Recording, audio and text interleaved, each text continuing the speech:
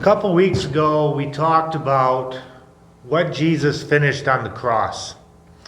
Today, I want to talk about why that message did not die with him.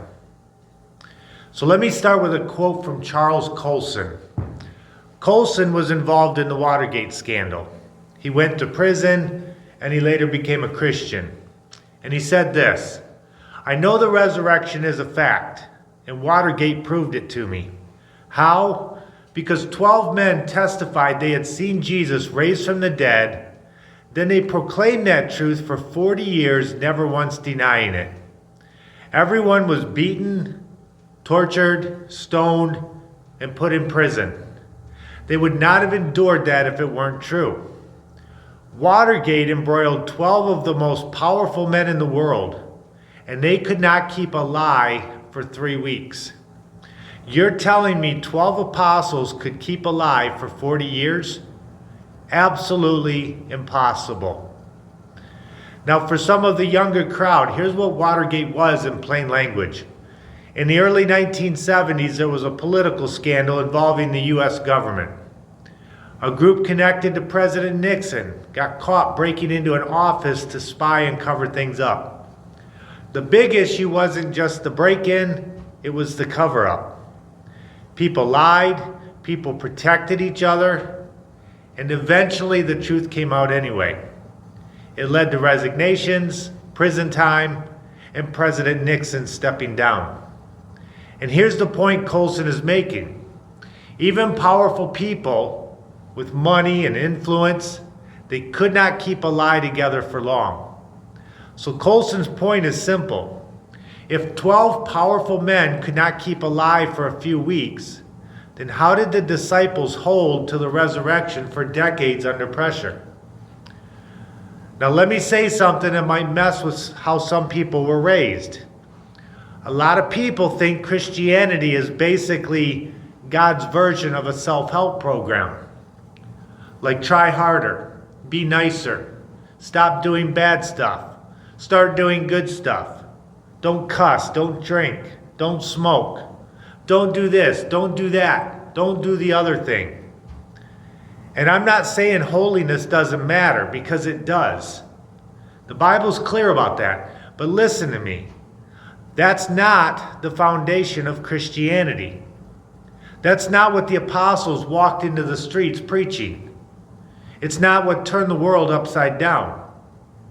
Because if Christianity was just be a better person, then we didn't need a cross. We didn't need blood. We didn't need a resurrection. We just needed a motivational speaker with good lighting and a microphone. And that's not the gospel. The resurrection is not a side issue. It's not some bonus doctrine. It's not the little thing you talk about on Easter and then put back on the shelf like seasonal decoration. The resurrection is the foundation. Paul doesn't say, hey, it's helpful if you believe it. He says if it didn't happen, then everything collapses. In 1 Corinthians 15, verse 14, it says, "And if Christ has not been raised, then our preaching is in vain, and your faith is in vain." You know what Paul's saying there? He's saying if Jesus did not rise from the dead, then I'm wasting my time preaching. And you're wasting your time listening. And we're all wasting our time pretending. That's bold. Paul doesn't treat Christianity like a vague spiritual vibe. He treats it like a real claim that stands or falls on one event. Did Jesus walk out of the grave? Yes or no? And that matters because Christianity does not begin with rules. Christianity begins with a claim. Jesus is alive. Now, Christianity is not saying his influence survived or that his words were meaningful. It is saying he actually died, was placed in a tomb, and then walked out of it. And the claim is not that he was alive, but that he is alive right now. And I know the world loves to reduce Jesus down into something safe. They want Jesus as a life coach, or a spiritual guide. They want Jesus as a good example. They claim Jesus to be a prophet. Because if Jesus is just a teacher, you can admire him and ignore him. If Jesus is just a prophet, you can quote him and still live like you want. If Jesus is just an example, then you can respect him without surrendering to him. But if Jesus is risen, then Jesus is not an option. If Jesus is risen, he's not just a teacher, he's the Lord.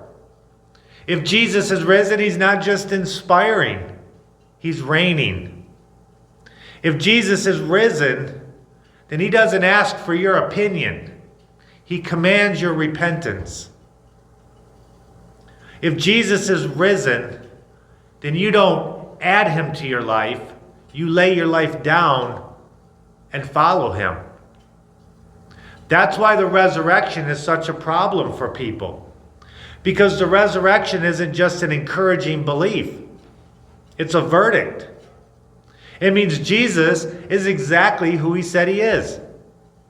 It means he wasn't exaggerating. He wasn't delusional. He wasn't lying. It means the tomb is empty and the throne is occupied. And once you understand that, it changes how you read everything else. Because the resurrection means sin is real. Judgment is real. Eternity is real. Salvation is real. The cross worked. Death didn't win. Hell doesn't get the final word. Satan is defeated. And Jesus is king. So when Paul says, if Christ has not been raised, then our preaching is in vain and your faith is in vain, he's not being dramatic. He's being honest. He's saying Christianity is not built on wishful thinking. It is built on a risen Savior. And that's why this Watergate comparison matters. Because if Jesus didn't rise, it's all a lie. But if he did rise, then the disciples weren't selling a religion. They were simply reporting a reality. And if it's a claim, it has evidence. And if it has evidence, we have to deal with it honestly. People will die for a lie they believe, but not for a lie they invented. Now, this is the heart of Colson's argument. And it's where a lot of people get tripped up if we don't say it clearly. Because somebody will always push back and say, yeah, but people die for false religions all the time. And you know what? That's true. Throughout history, people have died for beliefs that were wrong. They've given their lives for lies, for deception, for ideology, for ideas they were sincerely convinced were true, even when they weren't. So the fact that someone is willing to die for something does not automatically make it true. But here's the difference. And this is where the resurrection stands in a category all by itself. The apostles weren't dying for something that they heard from a guy who heard it from a guy who heard it from a guy. They weren't dying for a legend that slowly grew over hundreds of years. They weren't dying for a story that got passed around and eventually became tradition. They were dying for what they claimed that they personally saw. That's why the early preaching wasn't, we have a new philosophy. It wasn't, we have a new religion, or we have a new set of morals. It was, we saw him. We touched him. We ate with him. We watched him die. And then we saw him alive. Acts 4 verse 20 says it like this, for we cannot but speak of what we have seen and heard. Do you hear the difference? They didn't say we can't stop talking about what we think might be true or what we feel in our hearts. They said we can't stop talking about what we have seen and we've heard. That's courtroom language. That's eyewitness language. And here's why this matters. People may die for a lie they've been deceived by, but they don't get beaten, hunted, and executed for something they know they made up. Let me say it another way. If the disciples stole the body, they knew it. If they staged the resurrection, they knew it. If they invented the story, they knew it. And when the pressure came, all it would take is for one guy to crack. Because that's what happens when people are lying. When the heat gets turned up, stories change. When the consequences get real, people start bargaining. When prison becomes possible, people start talking. But these men did not bargain. They didn't edit the story. They didn't soften the message. They didn't retreat into, well, I didn't mean it literally. They just kept preaching Christ. And the reason is simple. You cannot scare a man into denying what he knows is true. You can scare him into denying what he wishes was true. You can scare him into denying what he hoped was true. But when a man is convinced that he saw the risen Christ, you can threaten him all you want. He's not going back. And that forces a real question. Because if they did not invent it, then what happened? So the real question becomes, did they invent it? Hallucinate it? Or did they witness it? Now let's talk about something that doesn't get enough attention, but it should. The disciples didn't just say, Jesus rose. They didn't just claim they saw him. They were completely changed by it. And here's what I mean. Before the resurrection, these guys were not spiritual superheroes. They're not bold or brave. They're not standing tall like, come what may, we'll never deny the Lord. No, they're confused. They're scared. And they're hiding. When Jesus is arrested, they scatter. When the pressure hits, they run. Peter's so nervous that he's denying Jesus to people who don't even have authority. Think about that. Peter isn't being interrogated by Rome. He's not standing before a judge. He's not facing execution. He's getting questioned by just regular people around a fire, and he folds. That's the reality before the resurrection. Fear, confusion, hiding. And if the story ended there, you'd expect them to disappear. You'd expect them to go back to fishing. You'd expect them to go back to normal life. You'd expect them to say, well, we thought he was the one. Guess we were wrong. But that's not what happens. After the resurrection, these same men are out in public preaching the streets, confronting religious leaders, standing in front of crowds, and saying, you can threaten us all you want, but we're not stopping. They go from hiding to proclaiming, from fear to boldness, from running to standing their ground. And you have to ask yourself, what causes that kind of change? Because people don't just get braver out of nowhere. They don't go from terrified to fearless because they read a motivational quote. They don't go from coward to courage because they joined a men's group. Something happened. Acts 5 verse 40 through 42 tells us they were literally beaten for preaching Jesus. And it says they did not cease teaching and preaching that Christ is Jesus. Let that sink in. They didn't stop after getting warned. They didn't stop after getting threatened. They didn't stop after getting beaten. They walked out bleeding and went right back to preaching. That's not normal. That's not religion or tradition. That's not church culture. That is conviction. Something happened that turned cowards into witnesses. And here's the part that hits real hard in life. Religion can be faked in comfort. But you don't fake conviction when your back is bleeding. Anybody can act spiritual when it costs them nothing. Anybody can talk big when nobody's challenging them. Anybody can play church when it's easy. But when it costs you, when it hurts, when you're threatened, when you're rejected, when you're punished, when you're mocked, that's when the truth shows up. And the disciples didn't just become bold for a weekend. They didn't have a little emotional spike and then cool off. They stayed bold. And they weren't just bold, they were consistent. Now here's another piece of this that people don't think about. We talked about this a little bit a couple weeks ago as well. If the resurrection was fake, it would have collapsed immediately.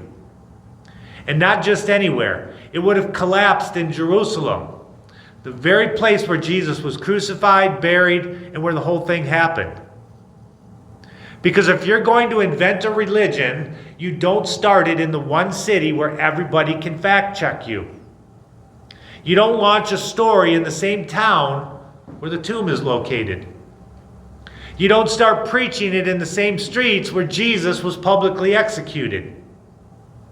You don't go into the same community where the authorities are already angry, already watching, already looking for a reason to shut you down. But that's exactly what they did. They preached the resurrection right where it was easiest to disprove. And think about what the authorities had going for them. The authorities had motive. They had power. They had soldiers in prisons. They had influence. They had the ability to silence people. And they wanted this message dead. And if the resurrection really was a lie, do you know how easy it would have been to stop? All the authorities needed was a body. That's it. They wouldn't have needed a debate, a theological argument, or even a long explanation. One simple announcement would have ended it all. Here he is. If they could have dragged the body out and rolled it into the streets, Christianity would have died on the spot. You can't preach an empty tomb when the body is sitting on a cart for everyone to see. But that's not what happened. Instead of collapsing, the church grew. Instead of fading away, it multiplied.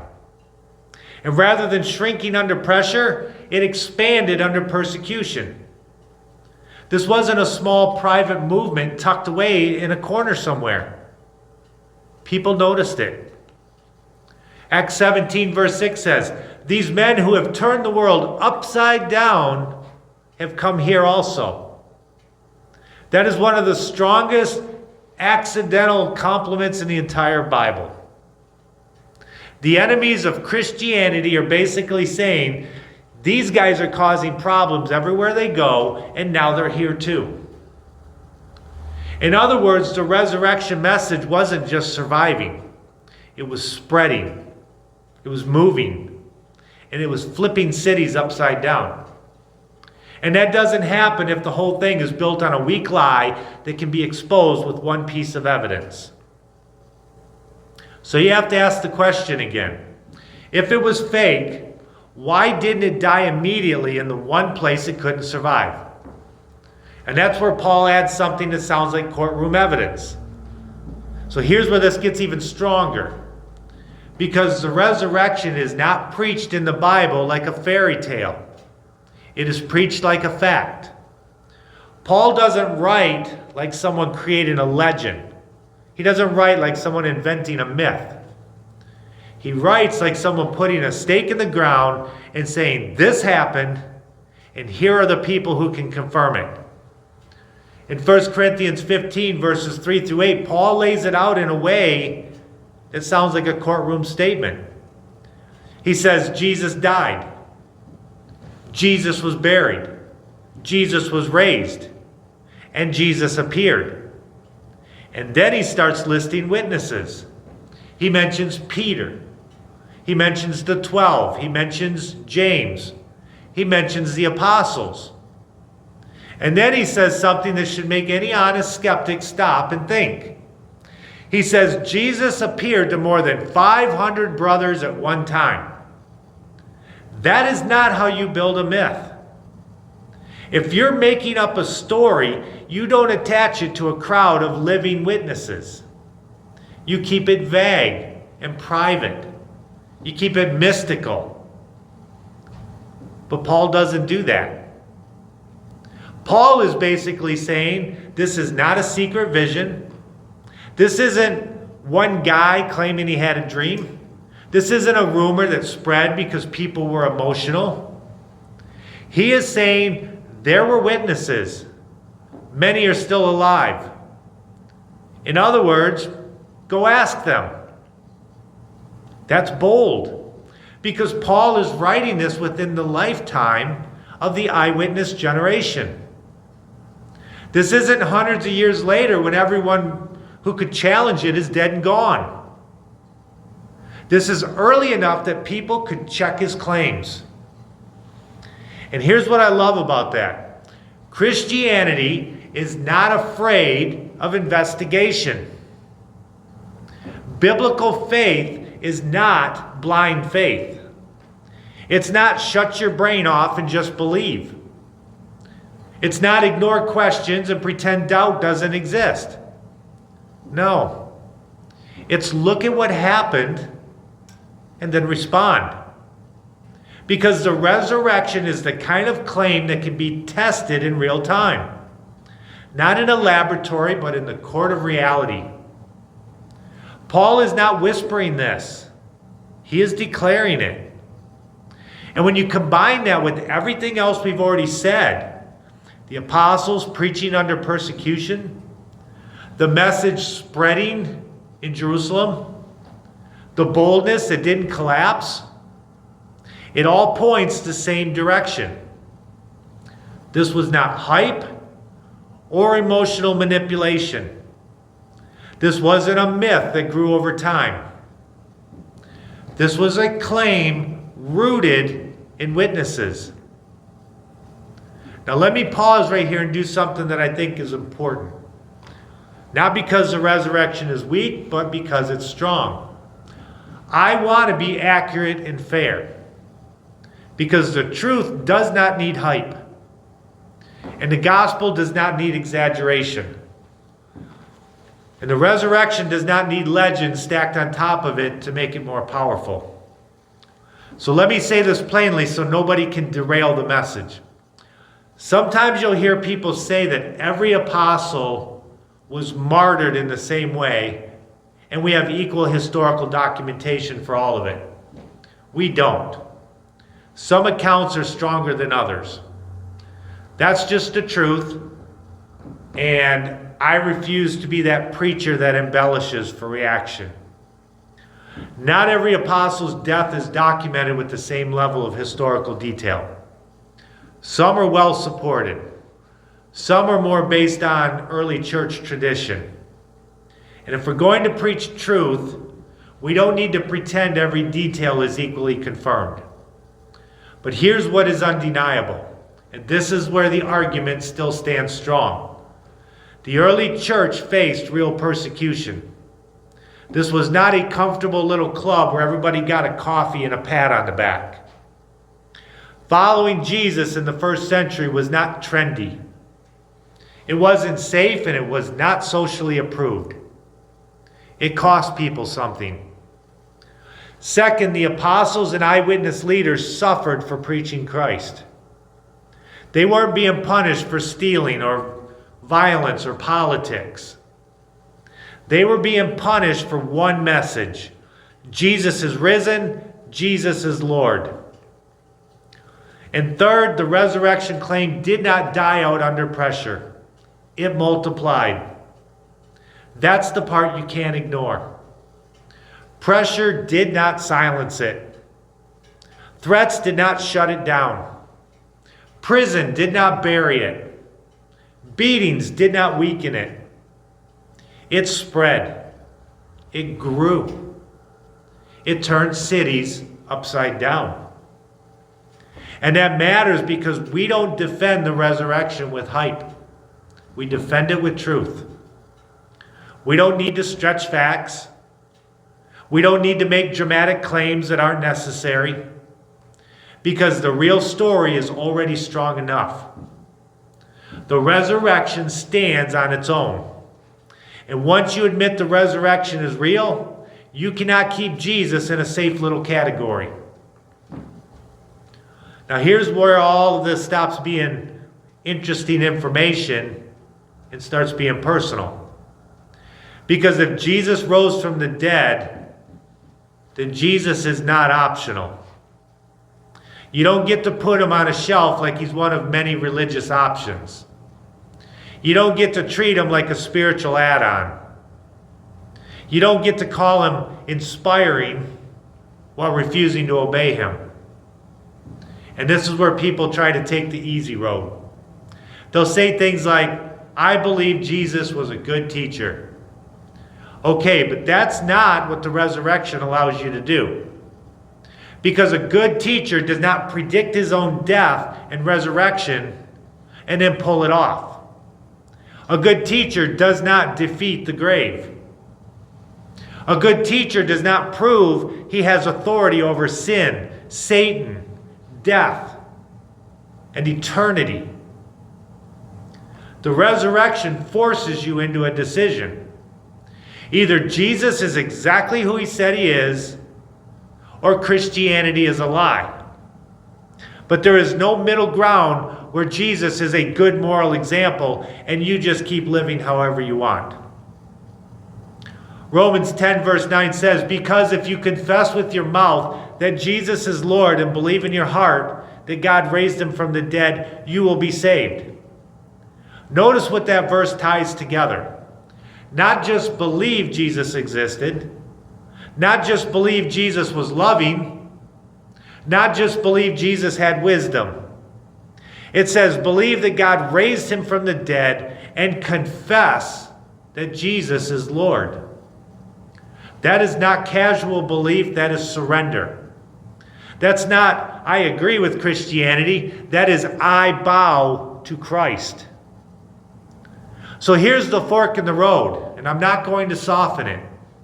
If he rose, repent, believe, surrender, follow. But if he didn't rise, reject Christianity honestly. Because if there's no resurrection, then this is all just religious talk.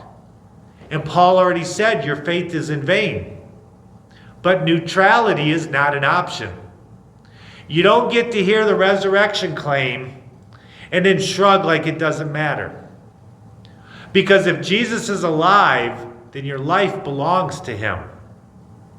And if Jesus is alive, then your sin has an answer. And if Jesus is alive, then your guilt can be forgiven.